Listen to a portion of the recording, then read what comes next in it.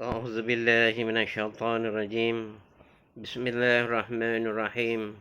الحمد لله رب العالمين والصلاة والسلام على سيدنا محمد وعلى آله وصحبه أجمعين. سبحانك لا علم لنا إلا ما علمتنا إنك أنت العليم الحكيم.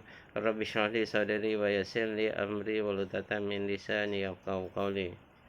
اللهم افتح لنا حكمتك وانشر علينا من خزائن رحمتك يا أرحم الراحمين. Tafsir Al-Quran Ahmad Suhaji ayat 221 hingga 237 mengisahkan asas-asas hukum perkahwinan, penceraian dan penyusuan.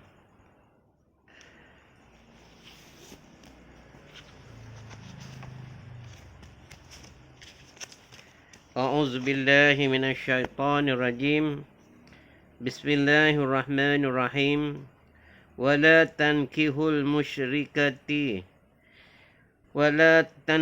المشركات حتى يؤمن ولا أمات مؤمنة خير من مشركة ولو أعجبتكم ولا تنكحوا المشركين حتى يؤمنوا ولا عبد مؤمن خير من مشرك ولو أعجبكم أولئك يدعون إلى النار والله يدعو إلى الجنة والمغفرة بإذنه ويبين آياته للناس لعلهم يتذكرون.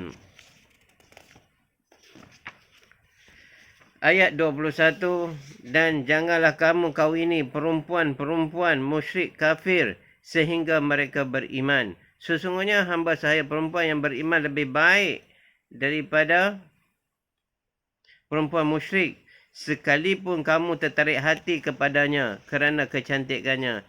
Janganlah kamu kawinkan perempuan-perempuan Islam dengan lelaki musyrik sehingga mereka beriman. Sesungguhnya hamba yang beriman lebih baik daripada lelaki yang musyrik, sekalipun kamu tertarik hati kepadanya. Mereka menyeru ke dalam neraka dan Allah menyeru ke dalam syurga dan kepada keampunan dengan izinnya. Allah menerangkan ayat-ayatnya, bukti hukum-hukumnya kepada manusia.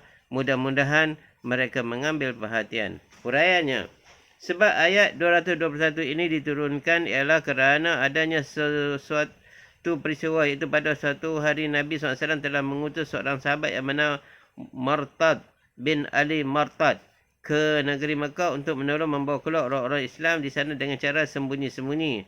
Pada masa Martad ini di Mekah, ia telah bertemu dengan kekasih lamanya semasa dalam jahiliah dahulu. Ia seorang perempuan musyrik yang rupawan dan berharta bernama Anak. Sebenarnya Anak ini yang telah mendatanginya sambil menanyakan sekiranya Martad masih bersedia untuk berkhalwat dengannya. Martad menjawab, kasihan engkau, Islam telah memisahkan antara aku dengan engkau. Anak mendesak, adakah engkau akan mengahwini aku? Martad menjawab, ya, tetapi aku mesti pulang dahulu untuk menanyakan hal ini kepada Nabi SAW.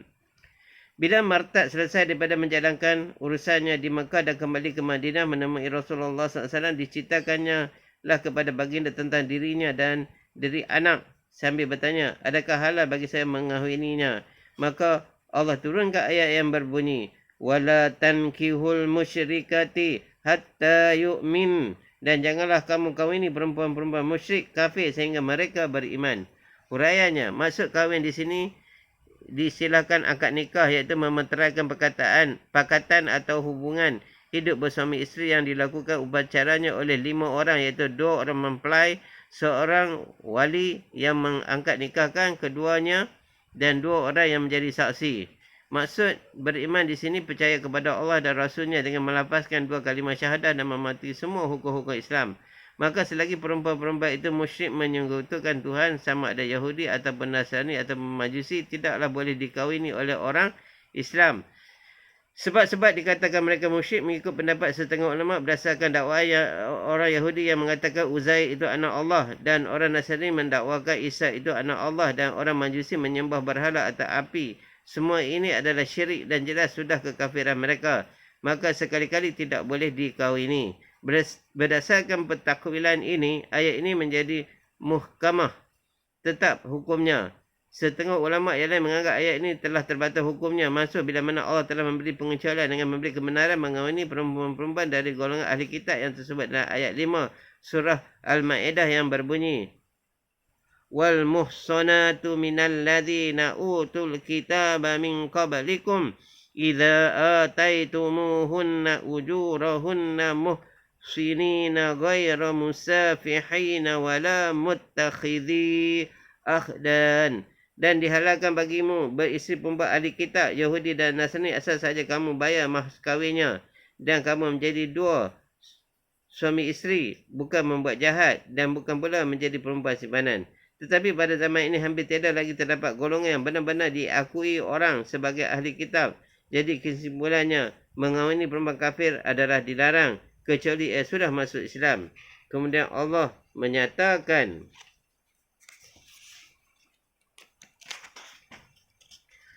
wala amatun mu'minatun khairum min musyrikatin wala a'jabatkum. Sesungguhnya hamba saya perempuan yang beriman lebih baik daripada perempuan yang musyrik sekalipun kamu tertarik hati kepadanya kerana cantiknya. Ayat ini diturunkan kerana didapati ada setengah orang-orang Islam mengeji setengah orang-orang Islam yang lain kerana mereka mengawini perempuan-perempuan Islam dari jenis hamba sahaya atau golongan yang rendah darjatnya. Bahkan mereka menggalakkan supaya mengadakan perkahwinan campuran. Mereka anjurkan supaya mengawini perempuan merdeka sekalipun musyrik kafir kerana tertarik oleh cantiknya atau hartanya dan kepandaiannya dalam memikat hati lelaki. Ini benar-benar berlaku pada Hudzaifah bin Al-Yamani dan Abdullah bin Rawahah. Keduanya telah memerdekakan hamba sahayanya yang buruk dan hitam tetapi tak ada setia kepada suami serta beriman. Hamba sahayanya dimerdekakannya. Ini kemudian dikawininya. Bila setengah orang Islam mengetahui mereka telah mengeji perbuatannya sambil berkata, adakah patut engkau mengawini seorang hamba sahaya? Lalu mereka cadangkan supaya mengawini seorang musyrik untuk jadikan isteri. Maka Allah turunkan ayat ini. Maksudnya walaupun hamba sahaya hitam legam, kalau ia beriman, mendirikan sembahyang 5 waktu, berpuasa sebulan Ramadan dan memelihara kedudukannya sebagai seorang isteri mengikut batas-batas agama, ia lebih baik lagi di sisi Allah daripada perempuan merdeka yang musyrik walaupun cantik rupanya, walau banyak hartanya. Kemudian diteruskan dengan ayat-ayat yang berbunyi wala tunkihul musyrikina hatta yu'minu wala 'abdun mu'minun khairum min musyrikin walau a'jabakum. Dan janganlah kamu kawinkan perempuan-perempuan Islam dengan lelaki musyrik sehingga mereka beriman. Sesungguhnya hamba sahaya yang beriman lebih baik daripada lelaki yang musyrik sekalipun kamu tertarik hati kepadanya. Ayat ini pula ditujukan kepada orang-orang yang menjadi wali kepada perempuan di dalam akad nikah, iaitu dilarang menikahkan perempuan Islam kepada orang-orang musyrik sehingga orang itu beriman dan mengawinkannya kepada seorang hamba yang mukmin lebih baik di sisi Allah daripada mengawinkannya kepada seorang yang merdeka tetapi musyrik kafir walaupun ia berkelebihan kerana hartanya, berbangsa atau elok rupanya atau apa jua pun keistimewaannya yang ada padanya, tidak dapat menandingi seorang hamba yang mukmin di sisi Allah. Firman Allah selanjutnya, ulaika yad'una ilan nar wallahu yad'u ilal jannati wal maghfirati biiznih. Mereka menyeru ke dalam neraka dan Allah menyeru ke dalam syurga dan kepada keampunan dengan izinnya. Maksudnya orang musyrik walau bagaimanapun tetap akan menyeru orang Islam, orang lain. Orang musyrik walau bagaimanapun tetap akan menyeru orang lain berbuat syirik, menyekutukan Tuhan yang menyebabkan masuk neraka. Sedang Allah menyeru masuk syurga dan keampunannya dengan izinnya sehingga dimudahkannya jalan ke arah yang menuju keampunannya dan syurga yang telah disediakan. Wa yubayyinu ayatihi lin-nasi la'allahum yatadhakkarun. Allah menerangkan ayat-ayatnya, bukti hukum-hukumnya kepada manusia. Mudah-mudahan mereka mengambil perhatian. Yakni semua ini telah diterangkan oleh Allah sebagai peraturan dan hukum-hukumnya. Ada kalanya merupakan suruhan dan ada kalanya merupakan larangan. Mudah-mudahan semua manusia mengambil perhatian. Wa yas'alunaka 'anil mahid qul huwa adhan fa'tadilun nisaa fil mahid wa la taqrabuhunna hatta yadhhur fa idza tatahhara nafa'tuhunna min haitsu amarakumullah Innallaha yuhibbut tawwabin wa yuhibbul mutatahhirin. Ayat 222, dan mereka itu bertanya kepadamu berkenaan haid, adat datang bulan bagi perempuan. Katakanlah ia sesuatu yang kotor. Oleh sebab itu hendaklah kamu jauhi perempuan pada masa haid. Dan janganlah kamu dekati, setubuhi sehingga mereka suci. Jika mereka telah suci, putus haid yang kemudiannya mandi, bolehlah kamu lakukan persetubuhan ke atas mereka mengikut yang disuruh oleh Allah. Sesungguhnya Allah itu menyukai orang yang taubat, yang memelihara kebersihan. Huraiannya, kajian kita kali ini telah sampai ke peringkat menghendaki berterus terang kerana masalah kajiannya berkisar di sekeliling perkelaminan. Sungguh pemberat untuk dibahas dalam ruangan ini, memandangkan seorang yang menyiarkan kajian ini tiada terbatas kepada satu golongan atau peringkat. Ada yang mengikutinya untuk sama-sama mengkaji dan ada pula yang sebaliknya. Tetapi kita yakin golongan pertama lah yang terbanyak, iaitu menyertai ruangan tafsir Al-Quran ini secara kajian. Maka atas dasar itulah masalah kelamin ini akan dihuraikan secara kajian atau secara ilmiah, bukan secara keberahian atau secara seks atau secara kebudayaan kuning mengikut istilah mereka, istilah-istilah baru. Dan harus ada yang tidak puas hati dalam hal ini, tetapi tentulah tidak mungkin kepuasan itu dapat diberikan ke semua pihak. Maka perhatian ini diberikan supaya nanti tidak menjadi kesamaran dan salah sangka. Sekali lagi, masalah kelamin yang akan dihuraikan nanti dan pada masa-masa yang akan datang adalah mengikut kajian dikupas secara ilmiah, bukan secara keberahian atau seks. Istimewa pula masalahnya datangnya dari firman Allah, dari ayat suci yang diturunkan oleh Tuhan yang wajib diketahui oleh seluruh umat Islam. Dan untuk mengetahuinya tentulah dengan kajian. Harus ada beberapa perkara sulit. Jika disebutkan tidak sedap didengar telinga atau mungkin memalukan. Tetapi dalam perkara kebenaran tidak seharusnya malu. Masalah kelamin dan yang berhubung dengan alat-alat kelamin telah lama menjadi bahasan para sarjana di negeri-negeri yang sudah maju. Malah ada yang menganjurkan supaya dipelajari sebagaimana pelajaran wajib. Bukan sahaja setakat dipelajari di sekolah-sekolah, bahkan diajar oleh ibu bapa sendiri kepada anak mereka semasa masih kecil lagi. Tujuannya untuk menghindarkan supaya mereka tidak jahil daripada mengetahui tugas tiap-tiap alat kelamin yang ada pada diri mereka. Oleh adanya kejahilan ini menyebabkan ada kanak-kanak yang telah melakukan kerja-kerja sulit yang amat besar bahayanya bagi kesihatan tubuh mereka, akhlak dan kesusilaan dengan tidak disedari oleh orang tua mereka. Yang demikian itu adalah hasil dari kecurangan orang tua itu sendiri yang tidak pernah berterus terang memberi pelajaran tentang tugas tiap-tiap alat kelamin itu supaya mereka sedar akan kewajipan mereka untuk memelihara dan menghargakannya. Tetapi tidak kurang pula terdapat pihak membangkang anjuran pengajaran itu kerana yang demikian itu boleh menggalakkan pada pekerti-pekerti sulit dan jahat yang mengakibatkan kerosakan akhlak dan moral.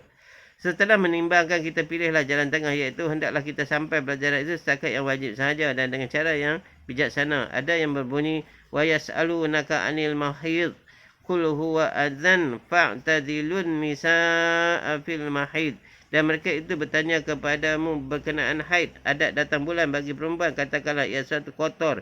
Oleh sebab itu hendaklah kamu jauhi perempuan yang masa haid. Huraiannya, mulanya ayat ini diturunkan kerana para sahabat bertanya kepada Nabi SAW apa yang akan dibuat kepada perempuan-perempuan yang datang bulan haid. Kerana mereka didapati orang-orang Yahudi memperlakukan orang-orang perempuan yang datang bulan dengan tidak diajar tidur dan makan bersama-sama di dalam rumah. Bahkan mereka disingkir dan diasingkan di luar rumah. Maka Allah menyatakan dengan turunnya ayat ini supaya memberitahukan bahawa haid itu suatu yang kotor. Oleh sebab itu hendaklah kamu jauhi perempuan pada masa kotor. Wala taqrabuhunna hatta yatahur. Fa idza tatahharna fa'tuhunna min haitsu amarakumullah. Dan janganlah kamu dekati, setubuhi sehingga mereka suci. Jika mereka telah suci, bolehlah kamu lakukan persetubuhan ke atas mereka mengikut yang disuruh oleh Allah. Yakni larangan ini setakat menyetubuhi saja dan akan diterangkan selanjutnya larangan-larangan terhadap perempuan yang sedang dalam haid. Maksud sehingga suci di sini adalah selepas berhenti haid kemudian mandi dengan niat mengangkat hadas haid, barulah dihalalkan menyetubuhinya mengikut yang disuruh oleh Allah, yang ini tidak melampaui kawasan lain yang tidak lazim dipergunakan dalam persetubuhan. Innallaha yuhibbut tawwabin wa yuhibbul mutatahhirin. Sesungguhnya Allah itu menyukai orang yang bertaubat dan memelihara kebersihan. Masalah haid, perempuan dewasa yang sihat tidak dalam keadaan hamil tiap-tiap bulan akan mengeluarkan darah dari kemaluannya, vagina yang biasa disebut haid. Permulaan datang haid biasanya pada perempuan yang berumur di antara 13 dengan 15 tahun pada suatu ketika kelak. Jika perempuan itu sudah berumur lanjut, kira-kira di antara 45 dengan 50 tahun, maka berhentilah haid itu dengan sendirinya. Perempuan demikian digelarkan ya sah. Artinya tidak ada harapan boleh hamil. Keadaan haid itu tidak sama dengan semua perempuan. Baik lamanya maupun banyaknya pengeluaran darah diukur dengan penukaran kain biasanya sampai 3 hingga 4 kali dalam sehari. Sebenarnya darah haid ini bukanlah satu kejadian yang tersendiri tapi ada hubungannya dengan pengaruh rahim kandungan. Ia adalah terjadi oleh pendarahan dari dinding rahim disebabkan sel telur yang berada dalam rahim itu gagal dari menjadi penghamilan. Lalu ditelak keluar oleh darah haid tadi sehingga rahim menjadi kosong. Tetapi tiap-tiap 4 minggu sekali menyusul sel telur yang baru ke dalam rahim untuk menunggu kedatangan benih dari lelaki atau sel mani dalam masa persetubuhan. Bila keduanya sel telur dengan sel mani dapat bertemu terjadilah penghamilan. Dan bila tidak terbuanglah sel telur itu bersama-sama dengan darah haid keluar melalui vagina. Tetapi bila terjadi penghamilan biasanya haid tidak akan berlaku dan darah haid itu bertukar menjadi persiapan bahan makanan di dalam tembuni untuk makanan bayi di dalam rahim menerusi pusatnya. Begitu pula di dalam permulaan masa menyusui anak. Biasanya haid juga tidak berlaku kerana ia menjadi persiapan makanan yang akan menjadi susu. Maka apabila perempuan tidak hamil atau tidak menyusukan anak, menjadilah satu kebiasaan baginya atau satu adat tiap-tiap bulan datang haid atau datang bulan. Di sini akan diterangkan pula pendapat para fuqaha ulama ilmu fiqh dalam masalah haid itu sebab sedikit untuk panduan yang sesuai dengan kaedah fiqh yang terkenal iaitu yang berbunyi ma la yatimul wajibu illa bihi fahuwa wajib. Suatu kewajiban itu tidak akan sempurna dengan kurangnya satu perkara, maka perkara yang kurang itu pun menjadi salah satu kewajiban pula. Misalnya sembahyang itu merupakan satu kewajipan. Maka seorang perempuan yang tidak berpengetahuan dalam perkara haid, sedang haid itu mempunyai hubungan dengan sahnya sembahyang, maka pelajarilah hukum haid itu menjadi satu kewajipan pula. Kajian haid mengikut Syafi'iyah. 3 macam peristiwa yang berlaku ke atas kaum wanita mengenai pengeluaran haid. Pertama, haid, nifas, istihazah. Peristiwa haid itu adalah adat kebiasaan bulanan bagi kaum wanita yang menandakan sihat tubuh badannya. Adapun peristiwa nifas pula hanya berlaku selepas kosongnya rahim dari kelahiran anak. Kemudian peristiwa istihazah bukanlah satu kebiasaan seperti haid dan bukan pula tersebab oleh kelahiran anak tetapi merupakan segala penyakit. Seorang wanita sudah bersedia untuk mulai haid dalam tingkatan umur selekas-lekasnya 9 tahun. Ini mengikut penyelidikan Imam Syafi'i. Katanya selekas-lekas perempuan yang datang haid yang saya dengar ialah perempuan Tihamah, daerah selatan Tanah Hijaz. Dia haid pada masa umur 9 tahun. Dengan ukuran ini maka sekiranya berlaku pendarahan sebelum umur 9 tahun bukanlah haid namanya tetapi penyakit istihazah. Masa haid, sekurang-kurangnya masa haid itu sehari semalam 24 jam. Jika kurang dari masa tersebut bukanlah haid tetapi istihazah penyakit. Kebiasaannya masa haid itu ialah 6 atau 7 hari sahaja sebagaimana sabda Nabi sallallahu alaihi wasallam kepada Hamnah binti Jahsi, tahiddina fi ilmillahi sittan aw sab'an kama tahiddun nisa'u wa yathur. Akan kau ketahui adat datang bulan 6 atau 7 hari sebagaimana perempuan-perempuan lain datang bulan dan datang tuhur bersih. Maha suci bagi wanita, maha suci tahrun bagi wanita adalah di antara 2 kali datang haid sekurang-kurangnya 15 hari. Jika sebelum 15 hari telah berlaku pendarahan pula, peristiwa itu adalah istihazah. Biasanya wanita itu suci dalam masa 23 atau 24 hari iaitu untuk menggenapkan satu peredaran bulan. Iaitu jumlah kebiasaan hari haid dicampur dengan jumlah kebiasaan hari suci dengan hitungan 6 hari dicampur 24 hari jumlahnya, yakni 30 hari atau 7 hari dicampur 23 hari jumlahnya 30 hari atau 1 bulan namanya. Tetapi sebanyak-banyaknya hari suci bagi wanita itu tidak pula ada batas dan hadnya. Demikian pendapat para fuqaha. Kemudian akan dibahas pula fasal berkenaan dengan hukum yang terkandung dalam ayat 222 surah Al-Baqarah ini yang dibahagikan ke beberapa masalah mengikut Al-Khazin dan Al-Naisaburi. Pertama, para ulama telah sepakat mengharamkan persetubuhan terhadap perempuan yang sedang haid. maka sekiranya tidak sengaja atau tidak sedar waktu persembahan itu berlaku kebetulan dengan datangnya haid, mengikut Asy-Syafi'i disunatkan bersedekah sebagai menebus kesilapan dengan memberi kepada fakir miskin sebanyak 1 dinar. 1 dinar iaitu 1 pound emas, kira-kira berharga RM30. Ini pada semua permulaan kedatangan haid dan setengah dinar jika dilakukan pada penghujung kedatangan haid. Persetubuhan itu juga haram dilakukan sebelum bersuci, mandi, mengangkat hadas haid. Kata Al-Ghazali, persetubuhan sebelum mandi boleh mewarisi penyakit kusta. Keduanya, para ulama juga telah sepakat membolehkan beristimta dengan perempuan yang sedang dalam haid, bersuka-suka atau bercengkerama dengan anggota tubuh badannya dari pembatasan pusat ke atas dan dari pembatasan lutut ke bawah. Maka anggota-anggota di pusat dan lutut pula bagi suami haram beristimta atau bercengkerama dengannya atau membakiskan kulit dengan tidak beralas. Bermakna dibolehkan bagi suami berseketiduran dengan isterinya dan menyentuh tubuh badannya kecuali anggota-anggota di antara pusat dan lututnya tidak boleh disentuh melainkan beralas berkain atau boleh menyentuhnya oleh sesuatu hajat yang mustahak. Dalam sebuah hadis disebutkan, Inna umma salamata hadda satha qalat baina ana ma'an nabiyyi sallallahu alaihi wasallam muttaji'atun fi khamisatin iz hidtu fansalaltu fa'akhaztu siyaba haidati qala anufisti qultu na'am fada'ani fattaja'tu ma'ahu fil khamilah. Bahwasanya Ummi Salamah isteri Nabi telah menceritakan, katanya pada satu waktu sedang saya berserta Nabi sallallahu alaihi wasallam seketiran dengan berselimutkan kain bulu, tiba-tiba saya haid, lalu saya menjauhkan diri, saya mengambil kain haid saya. Nabi kata, haid kah? Saya menjawab, benar. Maka saya dipanggil kembali dan saya pun tidur bersama-sama dengannya di kain itu. Hadis riwayat Al-Bukhari. Dan hadis yang lain pula, An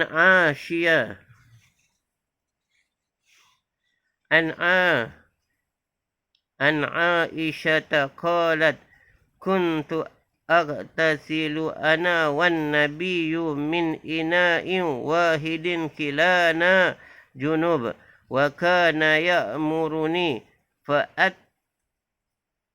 fa'attadhiru fayubashiruni wa ana ha'id wa kana yakhruju ra'sihi ilayya wa huwa muqtakifun fa'aghsiluhu wa ana ha'id. Dari Aisyah katanya, saya dan Nabi SAW mandi dalam satu bencana sedang kami berdua junub dan Nabi menyuruh saya memakai sarung, maka saya pakai, lalu ia bersentuhan dengan saya sedang saya berkeadaan haid dan Nabi mengeluarkan kepala kepada saya dari dalam masjid. Waktu itu baginda sedang itikaf, lalu saya basuh kepalanya sedang saya berkeadaan haid. Hadis riwayat Al-Bukhari. Ketika perkara yang diharamkan ke atas perempuan yang sedang dalam haid, pertama, sembahyang, sama ada fardu atau sunat termasuk sujud tilawah, dan tidak wajib mengqada sembahyang yang ditinggalkan pada masa haid. Kedua, puasa dan wajib mengqada puasa yang ditinggalkan berlainan dengan sembahyang menjadi kewajipan sehari-hari, sedang puasa adalah kewajipan dalam setahun hanya sebulan Ramadan. Ketika masuk ke dalam masjid, termasuk itikaf dan duduk di dalamnya. Keempat, membaca Quran, termasuk menyentuh dan mengangkatnya. Yang kelima, tawaf keliling Kaabah.